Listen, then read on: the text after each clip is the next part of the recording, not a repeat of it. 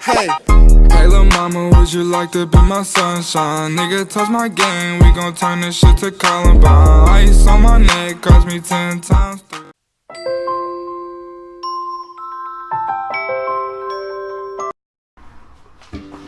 Action! I keep that bit in just for a laugh. Hi guys, it's Bushy B here, the UK vlogger. So what I'm actually doing is I'm starting a new series on my channel, which is interviews. So some of the local artists and things, the people of far and wide, people who come into the area. So if I can get my hands on them, I'm going to give them an interview in my shop. So today is the turn of Greg, aka the Tone Ranger, the blues master of the area. Oh. So just to bring you guys up to speed, what the basics of the format is, obviously I'm introducing the guy. He's going to play one song and then we're going to go into a set of questions that I've got here. There's one quirky one in there, but the rest is pretty educational and gives you a bit of knowledge and background about the guy. And then we're going to finish off with a couple of songs. Now this is as much for the artists as well as myself and you guys out there, so you get to see a little bit more and know a bit more about the person who's played. I've filmed you before, haven't I, see? You have indeed, yeah. A couple of times, yeah. Really good, really good. Yeah, so I've got him a few times. So what's your first song you're going to start off with then? I'm going to play a bit of a swing song, which is influenced by my liking for West Coast swing. Right. Which is where in Mississippi when the blues thing happened in the 50s. Right. Quite a lot of artists like B.B. King and Muddy Waters, they all went up to Chicago. Right. Whereas quite a lot of other blues artists, people like T-Bone Walker, they went west. Right. And ended up in places like Los Angeles. Sweet. And it's a kind of West Coast jump blues kind of thing. Right. And this song's called Tennessee Toddy, and it was written by Marty Robbins actually. He's a country artist, but I quite like this song. Right, fantastic. So here we go. Take it away. This is in B flat.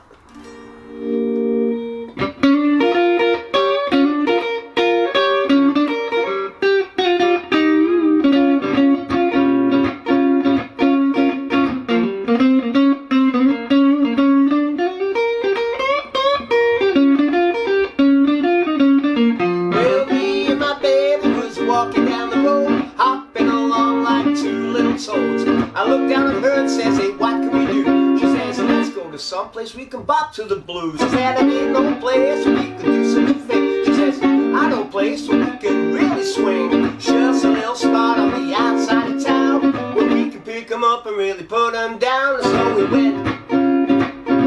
Everybody's gone, gone, gone, long gone. I'll tell you more about it in the very next verse of my song.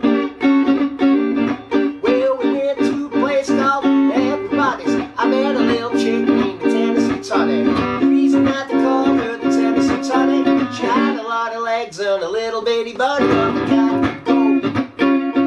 She was gone, long, long, gone, gone. Well, I'll tell you more about it in the very next verse of my song. She was long and lean like a green string bean, calm and collected and cool and keen. She was all of this and a whole lot more. When the baby saw me watching her, she threw me out the door and we were gone.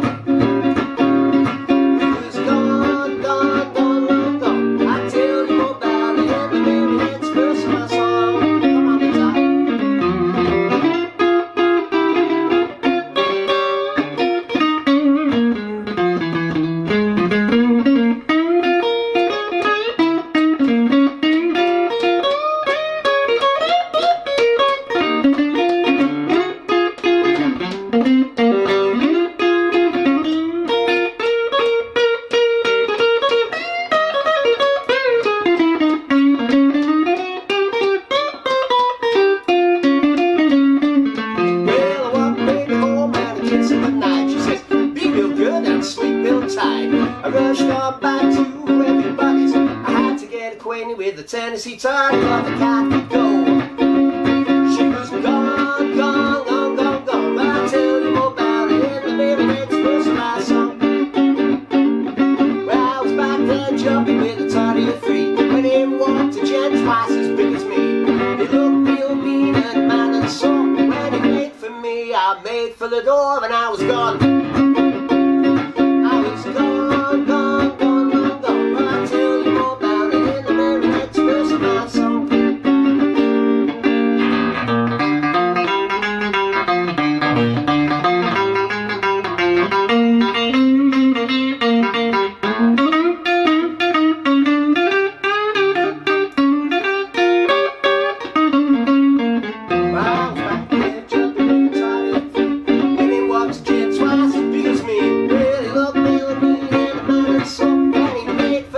I made for the door, and I was gone. I was gone, gone, gone, gone, gone. But I'll tell you more about it in the very next verse of my song. Well, I didn't know that Toddy had a man of her own, built out of nothing but muscle and bone. I think I'd rather have my little baby instead. And that big ape making holes in my head, and I was gone. I was gone, gone, gone, gone, gone. Well, there ain't no more. This is the end of the song. Well, there ain't no more. This is the end of the song.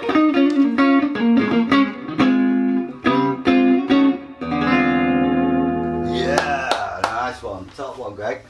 Shame there's no one here else to applaud for us. Never mind. No, that's on my shelves, man. Not to worry. Right, so obviously, guys, you can see this guy's mightily talented, and now we're going to find out a little bit more about him. My set of questions I've got. Right, Greg, aka the Tone Ranger. So, when and why did you actually start playing? Well, I think the first thing that triggered it me off was Sunday night at the London Palladium when I was a kid. Right. Sitting at home in my candlewick dressing gown, ready for bed, for school in the morning, and I used to beg my parents to let me stay up to watch the Shadows on the Sunday night at the Palladium with Bruce Forsyth and whatnot. Yeah. And it was just amazing. I just loved the sound of electric guitar. Yeah. And then where I lived in Gorton, there was a shop called Neil and Hardy, and I used to go down there, and I used to just stare in the window. And being so young, I daren't go in. Yeah. And there was all these guitars on the wall and stuff hanging about, all the gear. So I actually saved up my pocket money to buy the cheapest thing you could buy from a guitar shop was a cord. It was like a cord that you use as a guitar strap for an acoustic guitar. I saved up and I went in to buy it. I didn't even have a guitar, but I knew that buying that would get me in the shop. Yeah. And so I went in and bought that, and I treasured that, and I ended up using it because I did get a guitar. But it got broke, and it got kind of. It never happened then. And then when I was about 15, it was still burning at me.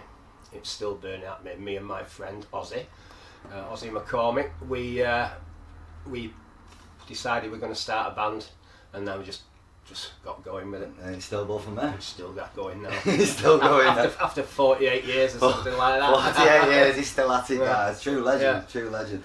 So, which instruments do you actually play then? Is it just mainly the guitar? Or it's mainly guitar, mainly electric guitar, right. But I also play an 8-string C6 lap steel, which are 8 strings on it, which was influence again, West Coast music. Yeah, I think I've actually filmed you on with Midnight Johnny, weren't you? Yeah, that's right, yeah. From the Capitol Records. Yeah. Jimmy Bryant, Speedy West were session musicians at Capitol, people like Tennessee Ernie Ford and all sorts of other people. Right, yeah. And picked up that. I do a little bit of mandolin. Right. I do a little bit of ukulele, but it's mainly guitar, really. It's Mainly the string instruments. Yeah. Fantastic. Yeah. So, is it just yourself who's musical, or is your whole family musical? No. It's just you. Yeah. Just you from seeing the. The Sewing Machine was a singer, but that's an old one, isn't it? We all wanted the best. I love that one. Never failed. Do you have any pets in your life? I mean, obviously, you can hear my dog in the background. We had 2 cats. We did have 2 cats that we had for about 18 years, but they actually died of old age. Sad, still miss them. Yeah. But cats, quite like cats. You like cats? You're a cat person. I'm a bit of a dog person. Yeah. Imagine. So, which famous musicians do you admire and why? Whether they were alive or dead or. For me, the best electric guitar player that's been on this planet is Jimi Hendrix, without a doubt. I don't try to play like Jimi Hendrix, and I don't know if anybody ever should, because I don't think anybody can. No. It's something really special. Yeah, well, it's weird because I'm actually a left-hander. So for me to actually play with someone's guitar, I'm very lucky because I've known a few people who said, "Well, Dave, have a go," and I automatically throw them off because I go like that. Yeah. And I'm trying to, and I believe Jimi Hendrix never changed his strings either. He learned. No. It was restrung. It restrung for him. Yeah. Right. Albert King's guitar was upside down. Right. I know there was somebody who played it. Yeah, played Albert it. King. Yeah, He's yeah. left-handed, and he had his guitar. He stayed with it upside down. Yeah, I can't do it. He can stand there with his electric guitar not making a noise when it's all turned on. He give it to me, it's like, like a bag of spanners wailing away. So is there any famous musicians have you learned from? Obviously you said you're not going to emulate Hendrix, but you may have copied a few licks. I think I'm not really learned anything from Hendrix because a lot of it's not really the true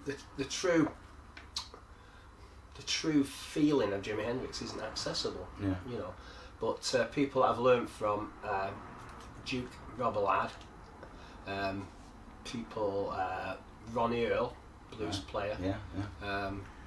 Keith Richards. Yeah.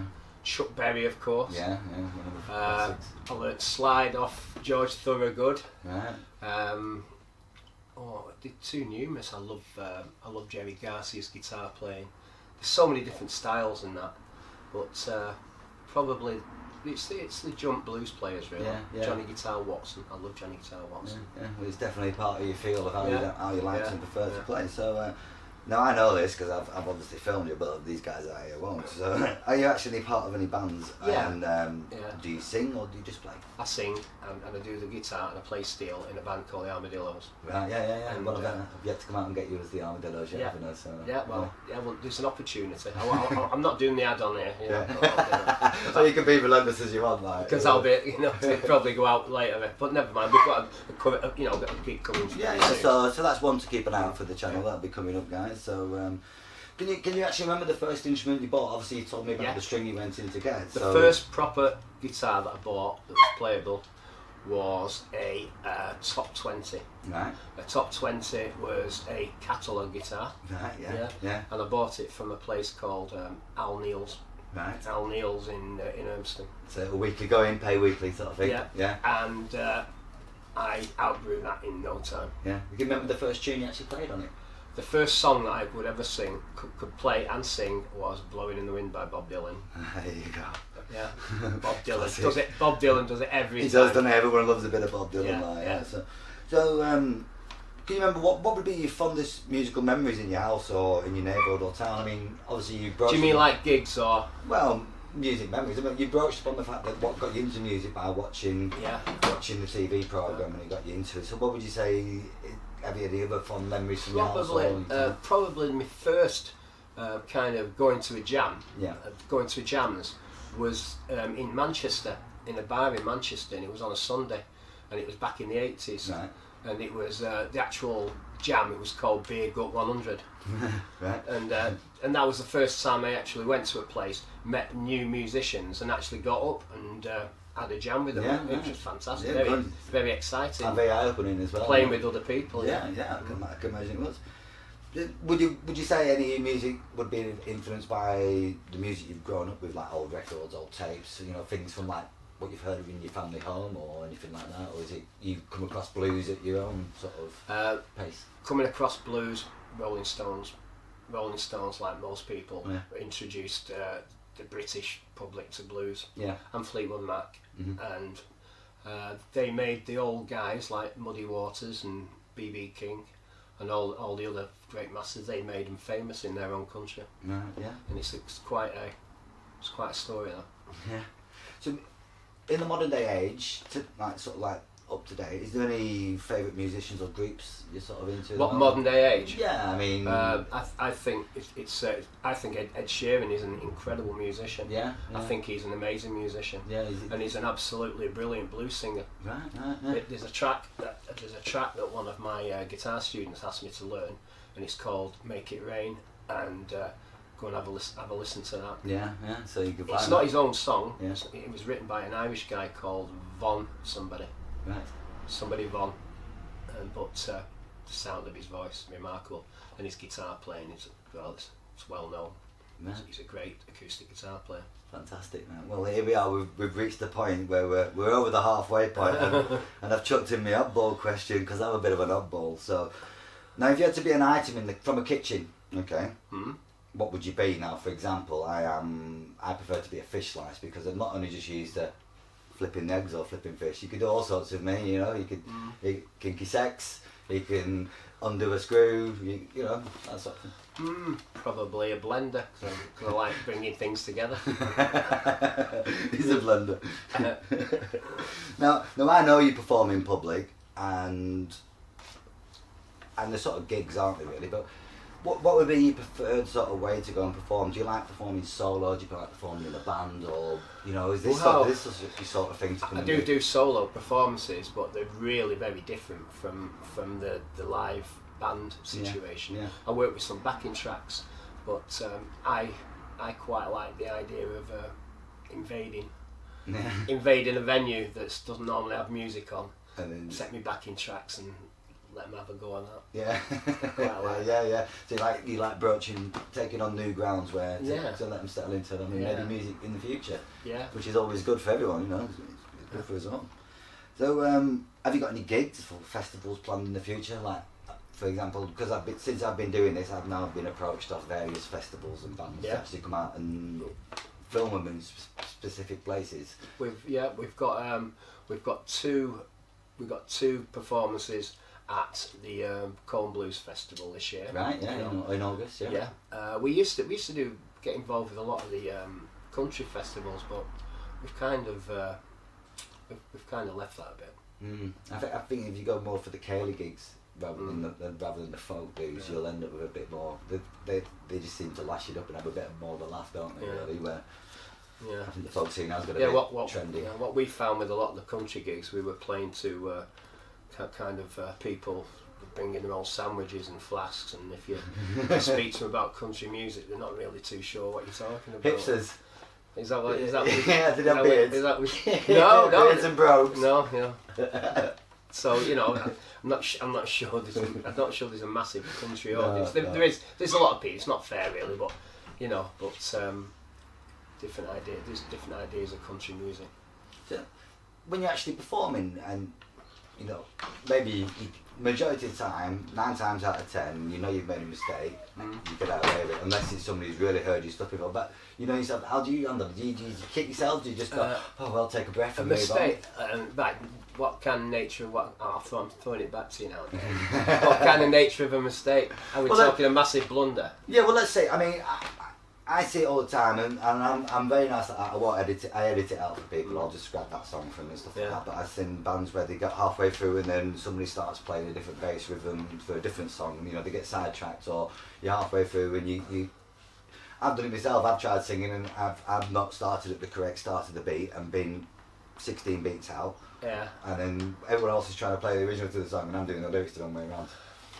If the clutch is completely gone, if the clutch is totally gone and it's off the rails, we'll stop the song and we'll start laughing and we'll start it again. Yeah, well, I think it's the best way. I think it's live music. Yeah, you know what I mean, not everything's going to be perfect. No, it's not. No. Do you get nervous before performance, even after all Oh these yeah. years? Oh yeah. I love it. Yeah. It gets you fired up, does it? I think if I wasn't nervous, I probably wouldn't enjoy it, because it means it doesn't matter too much to me. So you know, you want that. Yeah, you know. but it makes you feel alive as well, doesn't it? As well, Yeah, it's right, rewarding as well. I suppose it's the the endorphin rush once you've actually completed a gig and you finish. You've got your guitar away, packed down. I suppose you're just like. I'm never nervous going on the second set. Yeah. Because we're in. You're in. Foot's indoors. Yeah, that's right. Yeah. What advice would you give to people who are starting off, who are thinking of starting off into the live music? What, youngsters? Yeah, well, either youngsters or oldsters, you know. Get yourself a nice guitar and the Xbox, put it back in the box. That's it, yeah. And leave it in there. Yeah. Honestly, there's a wealth of music round in Darwin at the moment. There's almost an open mic most nights a week. Everywhere you go, within about 5 miles of this place. So you can always go down and learn and talk to the musicians. And I suppose that's where you learn a lot of stuff. Yeah. And you get to know more stuff and things. Oh, musicians are great for if you want to ask questions. I've always got questions to ask. Well, yeah. You know? Yeah. What's that piece of kit? What's that? What does that do? What's that do? Yeah. So, how often and how long do you practice for a week, would you say? I mean, obviously you've been playing a long time, but you must have new material you're working on and things. Now I've got, over the last 18 months, I've got my own kind of music studio in the cellar at home. I can just go down there. I play a lot more. Right. I play a lot more since I've got it all set up, because Yeah. you just sit on a chair, turn the computer on, get it all going, and you're away. Yeah, yeah. So I would say I probably play. I'd probably play something like an hour a day at least, Okay, cool. unless I want to. Work on something Unless specific. I'm on a session where I've decided I'm going to give a lot of time, Yeah. 2 or 3 hours, then Yeah, yeah. just This is a time time ball. flies. If you was doing a gig, do you tend to have an hour or two extra before you go and do a gig, or do you think you're gonna? No. Do you work that as you're gonna tie your arm No. out sort of thing, and No. you save it? yeah, yeah. Yeah. Oh yeah, it's a great joke. A friend of mine, Steve Sagar, we were playing somewhere, and he was, we were messing about with the guitars, and he said to me, "Do you know, my dad told me never practice when you're actually at the job." He said to me, but he was a builder. Yeah. So now, do you actually teach music? I know this, you do. I do, yeah. I do, know yeah. this, yeah. Yeah. Most of a lot of the good musicians around here actually Yeah. do teach music. I as well. teach music at MMT, Right, yeah. which is a McNally Music Tuition in Blackburn. Fantastic facility for Yeah. youngsters. So is it mainly the guitar you teach, or do you teach obviously the full spectrum of writing music, reading, writing it down? I'd say about 3/4 guitar Yeah. and 1/4 ukulele. Right, Because nice. ukulele is a great way for youngsters to break into it. Yeah. So, obviously you're quite busy with work, teaching people. You're quite busy with. I've seen you at various open mics, so you're always out and about. Whether you're playing, you're out there, you're supporting other acts who are playing. So, how do you balance music with all your obligations? Like life, job, Uh, hobbies? just do the music first, Yeah. catch up with the rest later. that's it. That's it. That's it. Well, that's the end of the question. So what I'm going to do, I'm going to restart my video so we can capture these last couple of songs by Greg here, the tone major, and then we'll be signing off. Right, so we're back. Here we are after the quick edit. So now we're just going to finish off with tone major, Greg doing a couple of songs that he's chose himself. And we'll just, without further ado, take it away, Greg. This is I'm in the mood. In the mood.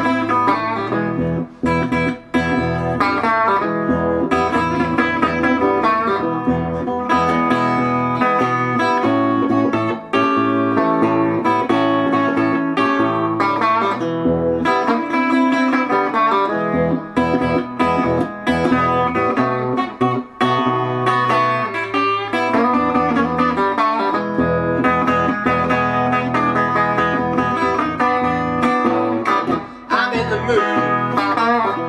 I'm in the mood for love. I'm in the mood. I'm in the mood for love. I'm in the mood. I'm in the mood. I'm in the mood for love. Well, you know, my mama told me to leave that girl alone. You know, my mama don't know that that girl is putting out. I'm in the mood. I'm in the mood for love. I'm in the mood. I'm in the mood. I'm in the mood for love. Well, evening is the right time to be with the one you love.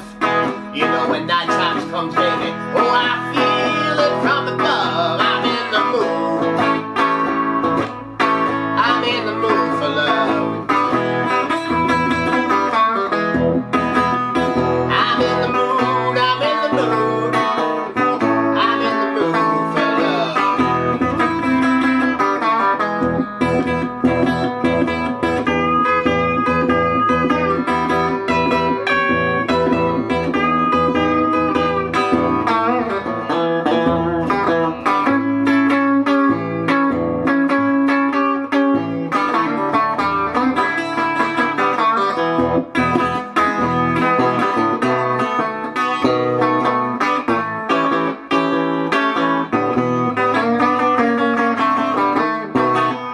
Well, you know, my mom told me to leave that girl alone. But my mama don't know that that girl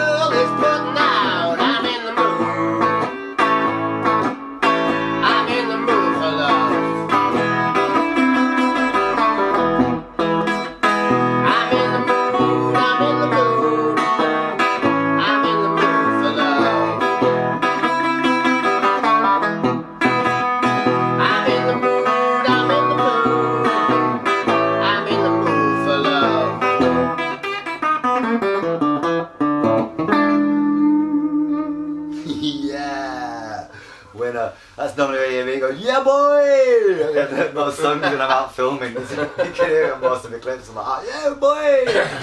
Right, imagine, that was fantastic. So what have you got next first?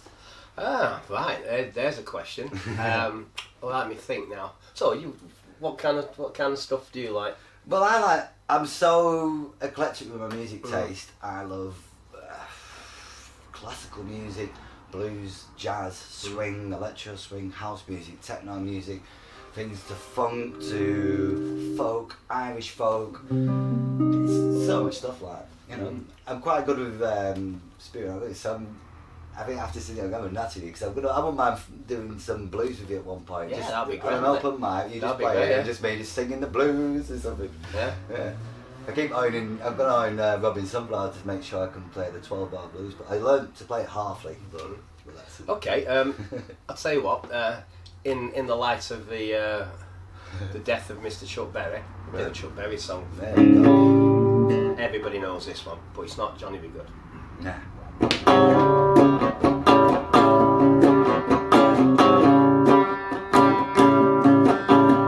I jumped on a CD bus and found a vacancy. When I thought I saw my future bride walking down the street, I shouted to the driver, "Hey, conductor, you must slow down. I think I see my baby. Let me up the bus, baby. Honey, is that you? Oh, baby. Honey, is that you? Well, every time I see you, baby, you got something done for me. Well, I saw her on the corner as she went to double back. We started walking towards a coffee-colored Cadillac. I got into a taxi, paid off everybody's tab. With a $20 bill, driving cab together, car, baby. Honey, is that you? Oh, baby. Honey, is that you? Seems like every time I see you, honey, you got something else to do.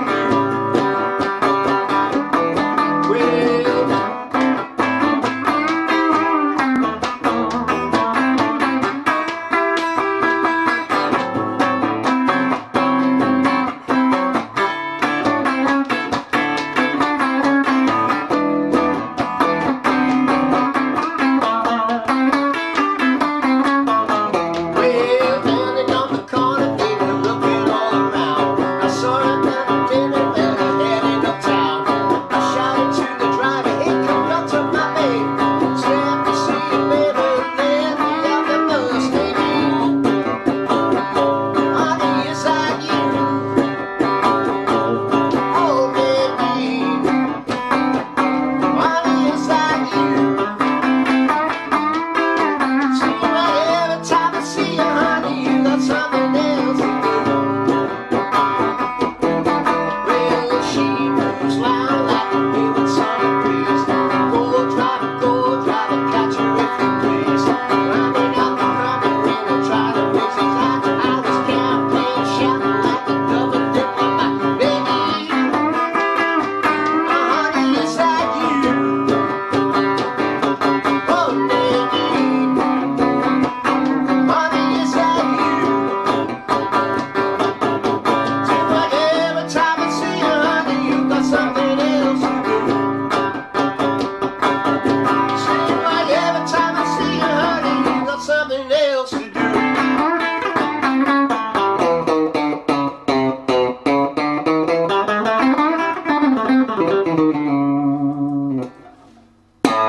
Yeah! I mean, fucking come on. How lucky am I getting this? I just sat here and then smiling all the way through the song thinking, how lucky am I to actually start this off with another musician playing live music? All you Chuck Berry aficionados, you'll know that I missed the words there. I get it in first. Right, so this is the finale, this is the finishing point, right? So obviously, big thanks, massive thanks from me, my channel, and obviously my viewers for coming to do Thank this. you so much for inviting me over. You're the first person to come and do it. Oh, thanks so much. It's a big thanks, and obviously you can find this guy if you want to go actually get him into your pub, get him into your venue. You can find him on Facebook. It's very easy to find if you search the Tone Ranger and go down. Any other details? The Armadillos. I've got a Tone Ranger page on my normal profile, and I've got an Armadillos page on the profile. Magic. Well, it'll also be going up on my website as well. There'll be a link to this video as well as all his contact details as well on darwenmusic.co.uk, and that's available for you if any of you guys want to do it. So nice one. I appreciate it. Thanks very much. See you later. Oh shit! It didn't record. Didn't. No. Brilliant.